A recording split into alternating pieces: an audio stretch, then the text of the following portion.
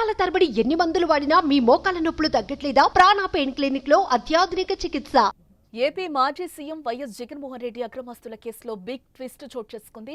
ఈ కేసులో ప్రమేయం ఉన్న భారతీ సిమెంట్స్, జగతి పబ్లికేషన్స్, విజయసాయిరెడ్డిలకు వ్యతిరేకంగా ఈడీ దాఖలు చేసిన కేసు విచారణ నుంచి సుప్రీంకోర్టు న్యాయమూర్తి జస్టిస్ సంజయ్ కుమార్ తప్పుకున్నారు. జగన్ అక్రమాస్తుల కేసులకు సంబంధించి నమోదైన సీబీఐ కేసుల్లో తీర్పు వెలువడిన తర్వాతనే ఈడీ కేసుల్లో తీర్పు ఇవ్వాలని గతంలో తెలంగాణ హైకోర్టు ఆదేశించింది. సీబీఐ, ఈడీ కేసులను విడివిడిగా లేదా సమాంతరంగా విచారించిన ఆ పద్ధతిని అనుసరించాలని అప్పట్లో అంటే 2022 సెప్టెంబర్ 8న హైకోర్టు స్పష్టం చేసింది. అయితే హైకోర్టు తీర్పును గత ఏడాది మార్చి నెలలో ఈడీ సుప్రీంకోర్టులో సవాల్ చేసింది.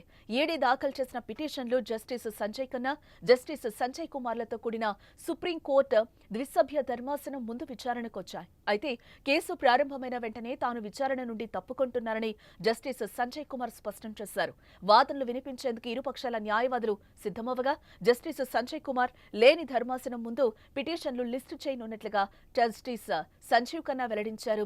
సెప్టెంబర్ 2 నుంచి మొదలయ్యే వారంలో సీజీఐ ఆదేశాల మేరకు మరో ధర్మాసనం ముందు లిస్టు చేయాలని ఆయన ఆదేశించారు.